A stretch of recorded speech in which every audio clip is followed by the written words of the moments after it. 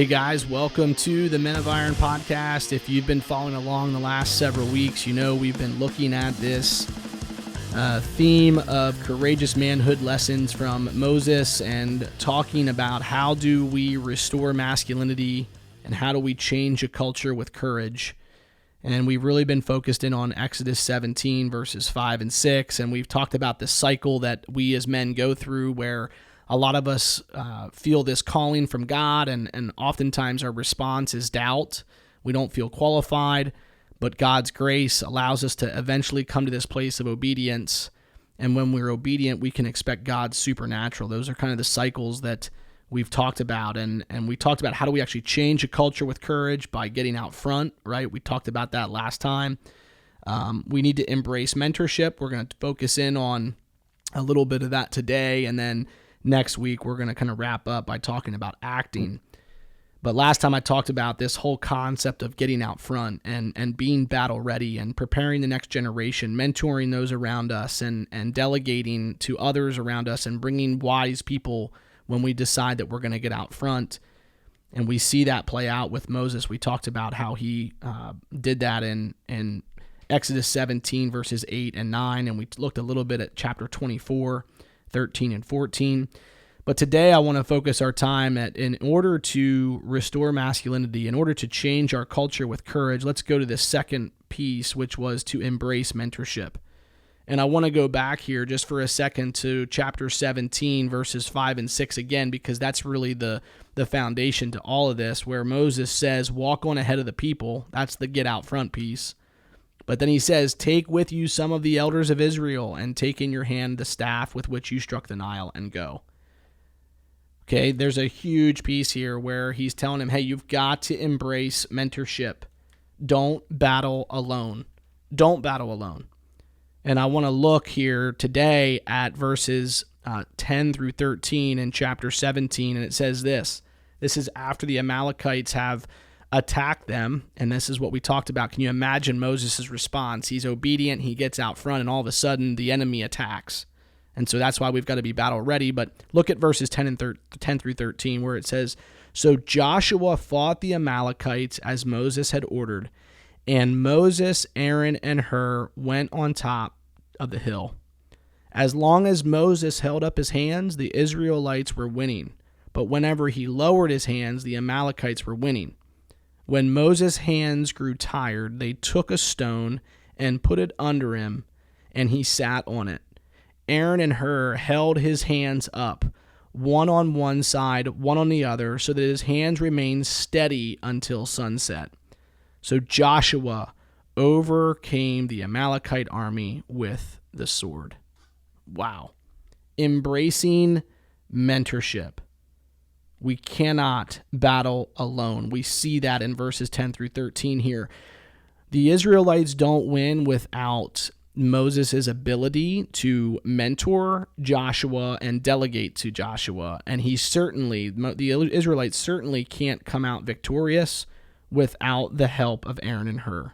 And Aaron and Hur are really the support system. They're the support structure for Moses so that the kingdom can win. And this is all about restoring masculinity, changing our culture with courage. We cannot battle alone, number one. I love this second part, which is kind of in order when we embrace mentorship, that means we need to heed counsel. And I want to look at chapter 18 today on this particular part, verses 17 through 24. And I'm going to just go ahead and read it on today's podcast because this is so powerful. Again, I'm going to read from chapter 18, verses 17 through 24. It says, Moses' father-in-law replied, what you are doing is not good. You and these people who come to you will only wear yourselves out. The work is too heavy for you. You cannot handle it alone. Listen now to me, and I will give you some advice, and may God be with you.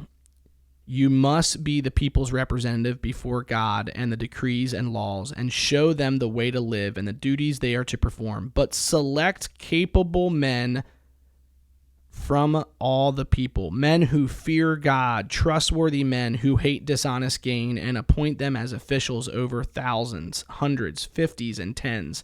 Have them serve as judges for the people at all times, but have them bring every difficult case to you. The simple cases they can decide for themselves.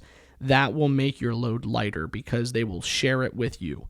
If you do this, and God so commands, you will be able to stand the strain, and all these people will go home satisfied. And then verse 24, Moses listened to his father-in-law and did everything he said. So when we embrace mentorship, gentlemen, we need to heed counsel. And I think it's very important here that we understand that Moses just isn't listening to anybody. This is his father-in-law. This is somebody that he trusts, somebody that is in tune with God, somebody that fears God, right? Somebody that has Moses' best interest in mind and the mission at hand in mind. And so when we embrace mentorship, we can't battle alone, number one. We have to heed counsel. And the third thing here, which comes from verses 17 through 24 as well, is we have to build the right team. And Moses' father-in-law here gives specific instructions on how we can build the right team around us. He says here that there must be capable men, God-fearing, trustworthy, men that hate dishonest gain.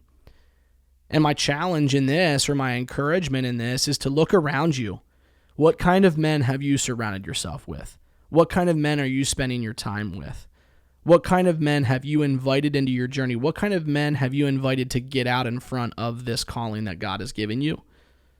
Are they capable? Are they God-fearing? Are they trustworthy? Do they hate dishonest gain? So for us to embrace mentorship, gentlemen, we can't battle alone. We've got to heed counsel, and we've got to build that right team around you. So guys, I hope this is encouraging. We're going to talk next week about that final piece. We've talked now about changing culture with courage by getting out front and embracing mentorship. And finally, what we're going to talk about next week is when we act. What does that look like? What are the characteristics of that? How does that play out? So we'll talk to you guys next time. For the time being, think about embracing mentorship. Who are you battling with? Are you heeding counsel? And are you building the right team? We'll talk to you next week.